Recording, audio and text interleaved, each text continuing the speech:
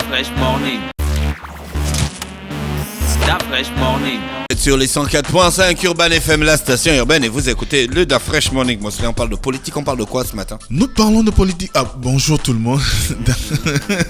Nous parlons de politique et nous abordons là le sujet, l'épineuse question. Je sais que Gina est revenue un temps soit peu sur ce qui se passe actuellement et vous savez que c'est l'actualité, notamment en rapport avec le cas CNSS, et vous savez qu'il y a eu également de multiples rebondissements d'entrée de jeu en début de week-end, notamment. Ah bon? Oui. D'entrée de jeu en début de week-end. Oui. Donc, parce qu'on est déjà un pays des rebondissements ces derniers temps. Oui, il y a plein de rebondissements, beaucoup on est de un pays qui situations. aime le basket. Ouais. Bah oui, il y a des rebondissements dans le basket. Non, ça c'est des rebonds. Faut pas confondre avec de rebondissements. Le rebond s'arrête à rebond. Si on aime et la politique, on ajoute dissement. Donc ça fait rebondissement, tu vois. C'est faut pas confondre le sport. C'est les hissements là qu'on aime. Vous savez, je crois que Gina a dû planter le décor. J'ai planté quelque chose. Oui, tu as planté le décor. Bon, pour me présenter un tout petit peu le cas de ce qui se passe aujourd'hui à la CNSS, que beaucoup de personnes connaissent aujourd'hui, qui vit au rythme des multiples sittings et manifestations de la part des retraités. Et vous savez que, du moins ceux qui ont pu parcourir l'actualité, ont pu lire dans la presse qu'il y a eu des mouvements de soutien aussi à l'endroit du docteur Nicolas Sellé. Mais nous, ce qui nous intéresse aujourd'hui, c'est de revenir au-delà de l'aspect recouvrement qui concernerait les entreprises, ou encore parler proprement du sujet en rapport qui est querellé aujourd'hui, notamment avec la trimestrialisation des pensions retraite qui pose problème, et ce qui fait qu'il y a un multiple, du moins il y a de plus en plus de personnes qui se manifestent pour dire qu'elles ne sont pas d'accord avec ce qui se passe. Mais nous, ce qui nous intéresse ce matin, c'est de revenir sur le cas réel, sur le plan historique de cet organisme. Vous savez que c'est un organisme public qui a des missions, et ces missions vont dans le sens de pouvoir assurer des prestations sociales auprès des populations, notamment en matière de prévoyance sociale.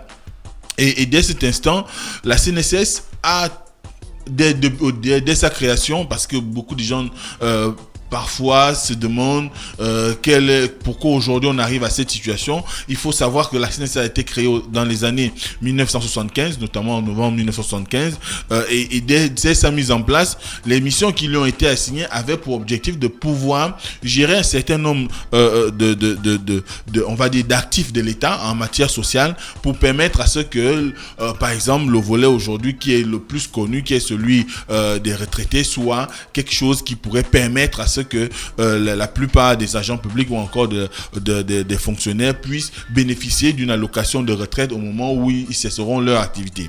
Et tout le monde sait que ça a souvent fait beaucoup de littérature au niveau national, notamment quant à la gestion de cet organisme. Il vous souviendra que pratiquement depuis 20 ans, on parle beaucoup de cette question de gestion des retraites, parce que certaines personnes trouveraient qu'il y aurait un déséquilibre dans les recettes et les dépenses qui sont engagées. Mais il faut quand même dire que aujourd'hui, certainement que la situation que connaît le docteur Nicolas Sellé, c'est une situation qui n'est pas forcément due à sa gestion, ou encore qui n'est pas forcément due à sa manière d'entrevoir l'organisation de cette structure, parce que... Mais c'est elle, la DG?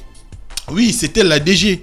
Mais quand on est DG, on a quand même un héritage. Il y a un héritage qui est là. Elle gère cet héritage. Je crois que c'est ce passif-là qu'elle gère. Il vous souviendra que depuis pratiquement 2005, on est dans le mouvement de réforme de la CNSS, notamment avec Antoine Dangwali Yalanzel, qui avait initié déjà en son temps un certain nombre de restructurations sur le plan interne, parce qu'il trouvait que la CNSS ne pouvait plus supporter un certain nombre de charges et assumer correctement le fonctionnement optimale de ses missions. Et d'ailleurs, il vous souviendra qu'à un moment donné, il avait été question de délester dans un premier temps la CNSS de la gestion par exemple de ces structures hospitalières. Oui, je me rappelle. Voilà. Ouais. au moment où André Mbomba était ministre des Affaires sociales, parce que on n'arrivait plus à assumer le fait que la CNSS soit capable de pouvoir payer les retraités, de pouvoir supporter sa masse salariale et ses différentes dépenses, mais également d'assumer le fonctionnement réel de ces structures hospitalières. On se souviendra de Paul Igamba, de Jeanne Ebory, de l'hôpital pédiatrique de Vendo, qui étaient les mastodontes, les grandes entités de cette structure. Et à un moment donné, ces hôpitaux n'avaient plus la capacité de pouvoir satisfaire réellement aux exigences du temps, ou bien de pouvoir satisfaire de façon efficiente aux attentes des assurés. Et dès cet instant, là, il avait été trouvé dans un premier temps une mesure pour pouvoir pallier ce problème de gestion au quotidien de ces charges-là, notamment la mise en place d'une fondation des hôpitaux de la CNSS. Cette fondation aujourd'hui qui a également disparu avec en 2009 la rétrocession de ces structures à l'État. Donc il y avait déjà ce problème qui était là, parce que il y a un déséquilibre dans les entrées de la CNSS et la capacité de cette entreprise à pouvoir supporter sa masse salariale. Ensuite, vous avez un certain nombre de choses qu'on peut également relever. C'est que quand on voit un tout petit peu comment la CNSS est présentée, tout le monde peut lire dans la presse qu'aujourd'hui, ce qui est mis en avant lorsqu'on écoute des discours, c'est que les entreprises, pour ne pas revenir sur ce qu'a dit Gina, les entreprises ne parviennent pas à être aux normes, ne parviennent pas à respecter les versements qui leur sont, du moins en termes de cotisation. Et dès cet instant, si une entreprise n'arrive pas à pouvoir assumer, du moins à recouvrir ce qui lui revient selon la législation, eh bien, ça cause un problème, parce que c'est de ces cotisations que vit la CNSS. Et si les entreprises, elles ne jouent pas le jeu, eh bien, il y a un déséquilibre. Et je crois que c'est ce qui a fait qu'à un moment donné, dans l'ambition des pouvoirs publics, il a été question également d'inviter on va dire le législateur à revoir quelque part, notamment lorsqu'il s'est agi des discussions d'Angondjé, d'abord au dialogue social qu'il y a eu en Angondjé en 2014. Ce dialogue social a arrêté un certain nombre d'informations, dont la mensualisation des retraites, et ce qui a même également conduit, au vu des multiples hésitations à mensualiser la retraite, la CNSS également après le docteur Vané, Marie-Thérèse Vané, on est passé au docteur Désiré Lasségué, qui lui également a décidé de la mise en place, du moins de l'organisation d'un forum national sur la retraite, parce que il estimait qu'il fallait aujourd'hui trouver une façon assez optimale pour faire en sorte que la CNSS puisse supporter ses charges, parce que de tout ce qu'on connaît comme l'eau, comme l'eau de retraités qui sont à sa charge, à un moment donné, la masse salariale elle-même, elle est pesante. Il y a eu des engagements qui ont été initiés pour pouvoir faire en sorte que la CNSS soit en mesure de pouvoir renflouer, mais ça n'a pas abouti. Et vous vous souviendrez également qu'il y a eu aussi quand je parle de passif, il y a eu également des investissements qui ont été faits au niveau de la CNSS. Vous avez tout un bâtiment qui est inoccupé.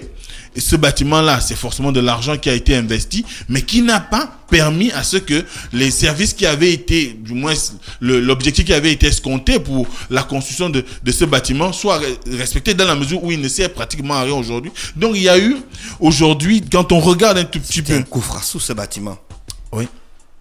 Il ne respecte aucune norme internationale, aucun standard, rien, il ne pourra pas être utilisé. D'après ce qui se dit, c'est que les réformes, c'était bien. La dotation en matériel, c'est une bonne chose. L'investissement sur le plan humain, c'est une bonne chose. Mais le problème aujourd'hui, c'est que la masse des dépenses de la CNSS ne lui permet plus de pouvoir tenir. Le bâtiment qui a été construit et qui est juste derrière la direction, ce bâtiment-là, comme tu le dis, il ne va jamais servir. C'est un gouffre à sous.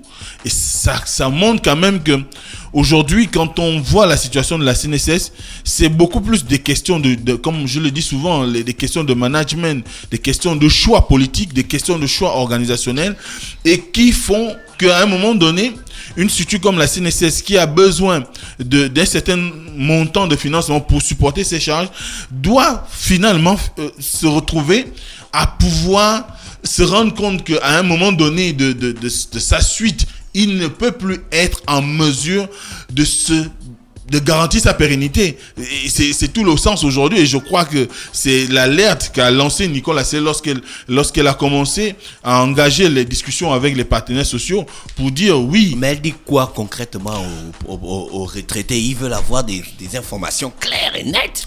C'est bien beau tout ça, mais bon, à la fin de la journée, on va avoir des garanties. Ben, ce qui se dit et ce qui a été dit de tout ce qu'on a pu suivre dans l'actualité, c'est que quand on va un peu du côté de ce qui est présenté comme élément ayant motivé sa décision, c'est que aujourd'hui la CNSS n'est plus capable de supporter la masse financière qui devrait permettre à ce qu'elle assume ses charges, parce que les recettes ne sont pas au beau fixe. Je voulais demander, Gina, on a parlé de ça le matin. Est-ce qu'il n'y a pas un moyen pour coercitif? Il n'y a pas un moyen coercitif pour imposer aux entreprises de verser les cotisations? La CNSS a des moyens d'encourager les entreprises à verser les cotisations. L'affiliation à la sécurité sociale est une obligation en République gabonaise dès l'instant où on a plus de 10 employés ou 10 employés. Cependant, la CNSS n'a pas le même pouvoir que les impôts pour décider de la sceller, par exemple, d'une entreprise. Non, elle va, par exemple, ils ont un outil qu'ils appellent l'ADT, l'ATD, la vie au tiers détenteur, si je ne me trompe pas. C'est-à-dire que la CNSS va par exemple envoyer des correspondances à l'ensemble des banques qui sont dans le pays pour savoir où telle entreprise est affiliée. Lorsqu'on a trouvé exactement où vous êtes affilié, la CNSS va bloquer le montant requis. Si vous l'avez dans votre banque, par exemple, disons que vous devez 15 millions et que vous avez 20 millions dans votre compte en banque, elle va bloquer les 15 millions, c'est-à-dire qu'elle ne les prend pas. Parce que là encore, c'est une autre procédure. Elle vous empêche de les utiliser. Dans ce cas, vous allez maintenant à la CNSS et vous venez. Là encore, on vous donne la possibilité d'établir un échéancier. Et vous allez dire, bon écoutez, c'est compliqué, laissez-moi un échéancier et puis je vais payer genre 200 000, 500 000 par mois et ainsi de suite. Mais voilà. C'est comme ça que ça fonctionne. Mais les grandes entreprises de l'État qui ne payent pas les cotisations, mais tu te souviens que la CNSS avait déjà fait le communiqué. L'État peut mettre en place une structure. On va dire deux structures. Prenons le cas Air Gabon, CNSS. L'État met en place la CNSS qui doit assurer l'avenir de tout ça, les prestations sociales et patati et patata. Et puis de l'autre côté, l'État crée une compagnie aérienne qui s'appelle Air Gabon. Et puis l'État lui-même ne verse pas les cotisations à la CNSS. Est-ce que c'est pas le foutage de gueule? Est-ce que c'est Gida? Parce que tout ça, c'est un mécanisme de l'État.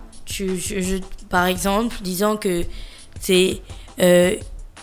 tu as dit l'État crée une entreprise et puis l'État doit verser des cotisations et l'État même ne verse pas les cotisations et voilà. C'est justement parce que tout ça, c'est l'État qui se dit...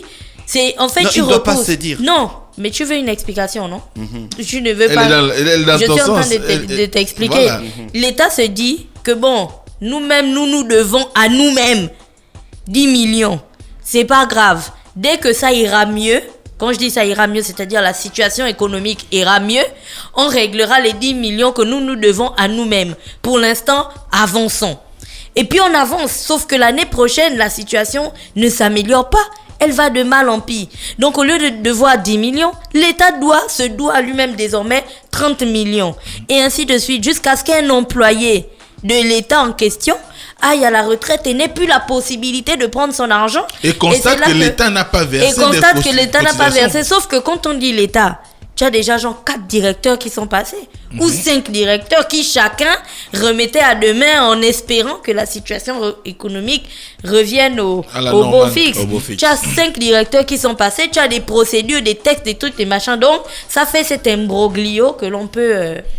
observer. Mosley, pour conclure. Oui, donc de façon générale, quand on regarde un tout petit peu la situation de la CNSS aujourd'hui, c'est un enchaînement de mesures, c'est un enchaînement d'initiatives qui ont été engagées parce que depuis 2005, la CNSS est résolue à pouvoir se moderniser. D'ailleurs, il y a eu des réformes en interne, sauf que ces réformes-là n'ont pas atteint les objectifs escomptés. Vous avez aussi bien la gestion de M. Yalanzel, du docteur Marie-Thérèse Vanet, du docteur Lasségué, aujourd'hui Nicole Assélé, qui quand on essaie un peu de poser des questions aux agents de la CNSS, beaucoup trouvent que il n'y a pas eu réellement de réforme sérieuse capable de pouvoir faire en sorte que la CNSS soit un outil qui pourrait se pérenniser, s'inscrire dans la durée par rapport à la capacité de recouvrement et à la gestion optimale de ces dépenses. Parce que là aussi, il y a eu un problème d'hommes. Vous savez, le nombre de grèves qu'on a pu constater au moment des passages des prédécesseurs de Nicolas C, même elle aujourd'hui,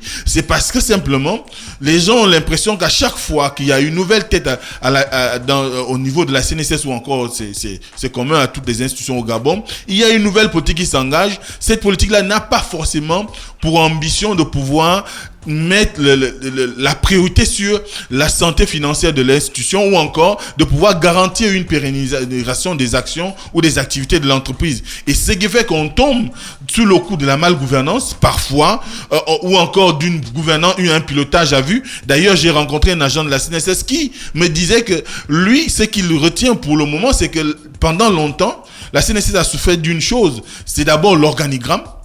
Si on reconnaît quelque chose à Nicolas Sellé pour le moment, c'est qu'il a pu restructurer les différentes directions qu'il y a à la CNSS. Yalanzel a créé certaines, mais il y avait des chevauchements de missions, donc il fallait compresser, restructurer, faire en sorte qu'il y ait une lecture claire de qui fait quoi, à quel moment et comment il le fait. Et dès cet instant, cette restructuration de l'organigramme de la CNSS permet aujourd'hui à un certain nombre d'actions de pouvoir se faire de façon optimale. Sauf que là encore, on rentre dans le véritable problème qui est celui des réformes, comment gérer les réformes. Parce qu'il ne sert à rien d'engager des réformes sans tenir compte de la réalité, de prendre en considération aussi toutes les parties. Parce que ce qu'on reprocherait aujourd'hui à Nicolas Sellé, c'est peut-être, d'après ce que certains disent, qu'elle aurait manqué de communiquer de façon efficiente auprès de ses assurés, donc les retraités et consorts. Mais de l'autre côté aussi, on entend une voix qui dit qu'il y a eu des négociations entre la direction de la CNSS et les retraités depuis pratiquement le mois de novembre. Et il y a eu des échéanciers par rapport à l'application de la décision. Sauf que là-dedans, ce qu'on remarque aussi, c'est que est-ce qu'aujourd'hui, la CNSS elle-même, elle est capable de se réinventer? Se réinventer, c'est pas seulement de pouvoir s'inscrire dans la logique de dire nous sommes en difficulté, il faut qu'on arrive à trouver des moyens. Est-ce que le paquebot CNSS aujourd'hui a suffisamment on peut avoir au niveau de la direction de courage pour pouvoir aussi revoir l'ensemble des rémunérations qui sont engagées au niveau de la CNSS, parce que quand on voit le plan de réforme, on voit bien que c'est un engagement qui doit aussi amener un tout petit peu à réduire le train de vie de l'entreprise, parce qu'il y a des agents qui sont plus ou moins mieux traités que d'autres. Donc il y a des problèmes en interne aussi qu'il faut gérer en termes de gestion de la caisse. Mais ce qui est sûr aujourd'hui, c'est que quand on fait le parcours de la CNSS depuis 2005, ne serait-ce que cette période à aujourd'hui, on se rend bien compte que l'ambition a toujours été pour les différents directeurs généraux de pouvoir restructurer l'entreprise, faire en sorte qu'il y ait moins de gaspillage en termes de ressources. Mais quand on regarde aujourd'hui, la mensualisation, elle pose problème parce que elle concerne une frange des assurés de la CNSS qui sont quand même les moins nantis. Et d'ailleurs, on rencontrait un responsable du syndicat des retraités qui disait que leur problème, ce n'est pas tant qu'on mensualise. Leur problème, c'est que la période qui est indiquée du 1er au 3e mois, vous avez des gens qui sont assurés CNSS qui sont malades. À l'époque, quand il y avait les hôpitaux, ces personnes-là bénéficiaient d'un suivi dans les centres hospitaliers, dans les hôpitaux de la CNSS ou encore les centres de santé de la CNSS. Mais aujourd'hui, cela est devenu pratiquement un parcours de combattant, parce que le moment où lui assuré va aller dans une structure publique, prenons le cas aujourd'hui avec la réforme qui a été engagée au niveau de la santé au Gabon, un assuré CNSS qui a un problème, je ne sais pas, d'hémodialyse, va connaître les mêmes problèmes qu'un usager normal qui va aller à l'hôpital général. Or, ils avaient un certain nombre de privilèges par rapport au fait que la CNSS elle-même avait ses hôpitaux qui permettaient à ses assurés de pouvoir bénéficier des services en continu. Donc même à l'époque, lorsqu'il y avait la trimestrialisation, ils bénéficiaient au moins d'un accompagnement médical et il y avait une certaine assistance. Or aujourd'hui, ce n'est plus le cas parce que tout simplement, la CNSS n'a plus les moyens de pouvoir permettre à ce que le côté sanitaire ou l'accompagnement puisse suivre. Mais de toutes les façons, c'est que quand on parcourt, on peut bien se rendre compte que Nicolas Assélé récolte aujourd'hui un passif et c'est ce passif qu'elle doit rendre en positif, si on peut dire ça comme ça, pour faire en sorte que la CNSS puisse se réinventer, puisse trouver les moyens nécessaires pour pouvoir assumer son quotidien. C'est vrai qu'il y a eu une décision qui avait été prise à l'encontre des textes d'ailleurs, je crois que tout le monde le sait, parce que la mensualisation, elle n'est nullement une décision on va dire constitutionnelle ou encore législative. C'est une décision qui tient compte d'une rencontre plus ou moins politique, dans la mesure où il fallait satisfaire un certain nombre de partis pour faire en sorte qu'un certain discours passe. Et aujourd'hui, quand on regarde au fond, la CNSS peine à pouvoir s'arrimer à cette mensualisation parce que de l'autre côté, ceux qui sont censés pouvoir apporter de la ressource à la CNSS, eux-mêmes ne sont pas capables de pouvoir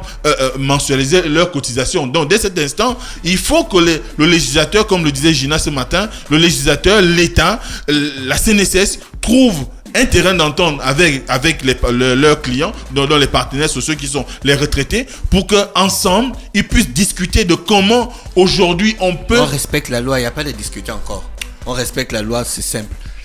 Oui, moi je suis pour qu'on respecte la loi. Sauf pourquoi veux-tu qu'on en 1975. On n'a pas dit d'échanger, on dit qu'il faut écouter, il faut repartir sur des bases et proposer quelque chose. Non, j'ai dit, si moi je suis un appliquant, j'applique. Donc ça pas à moi de venir me demander. D'accord, non, Mosley, lui, il dit que le gouvernement doit rencontrer les partenaires sociaux. C'est dans ce cadre-là que je dis oui, il a raison. Parce que laisser la seule charge de la discussion de ces questions de retraite uniquement à la direction générale de la CNSS, je ne dis pas que elle ne peut pas. Ce que je dis, c'est qu'aujourd'hui, apparemment, au regard de l'évolution de la situation, la CNSS à elle, la direction générale de la CNSS à elle seule ne peut plus uniquement discuter avec les retraités. Il faut élargir le cas de discussion avec le gouvernement. Faudrait pas que on ait juste le syndicat des retraités qui va rencontrer le Premier ministre ou encore le ministre des Affaires sociales. De l'autre côté, Madame Nicolas Assélé, son équipe vont rencontrer également les membres du gouvernement. Non, il s'agit aujourd'hui de créer un cadre. Il peut être multipartite, même les parlementaires, parce que et même le patronat, pour faire en sorte qu'on trouve un moyen de refondre soit la loi ou encore de trouver un canevas qui pourrait satisfaire toutes les parties. Parce qu'à l'allure où nous allons, où nous avons une affaire administrative qui est en train de devenir beaucoup plus une affaire politique, eh bien, il faut qu'on trouve le juste milieu, il faut qu'on trouve le moyen de satisfaire l'ensemble des parties pour que la CNSS, elle puisse respirer, elle puisse trouver un nouveau souffle, elle puisse s'inscrire dans la durée, parce que l'ambition aujourd'hui, c'est de faire en sorte que cet organe ne disparaisse pas comme la caisse de garantie sociale qui était partie. Aujourd'hui, on a besoin de cette structure pour notamment pour le secteur privé, parce que c'est leur interlocuteur le direct en termes de prestations sociales. Dès cet instant, il faut qu'il y ait du courage de tous les côtés. Il faut également que nos parents, nos anciens qui sont des retraités comprennent aussi la démarche qui est celle de l'administration de la CNSS aujourd'hui, qui a peut-être qui aussi essaye de voir comment faire en sorte que tout le monde puisse être satisfait. Au-delà de tout ce qu'on peut dire, tout le monde est cantonné sur la loi. Il y a eu un accord en Gondier, mais cet accord-là ne prime pas sur l'existant en termes de textes législatifs. Et dès cet instant, il faut que les partis se retrouvent. Il faut que chacun donne son point de vue et qu'ensemble, on puisse trouver une solution idoine pour l'avenir de la CNSS. Idoine, les vieux mots comme ça. Merci Mosley qui était avec nous ce matin sur les 104.5 Urban FM, la station est bien dans le Da Fresh Morning. On se retrouve demain lorsqu'il sera exactement 7h. C'était Mosley pour la politique. Da Fresh Morning.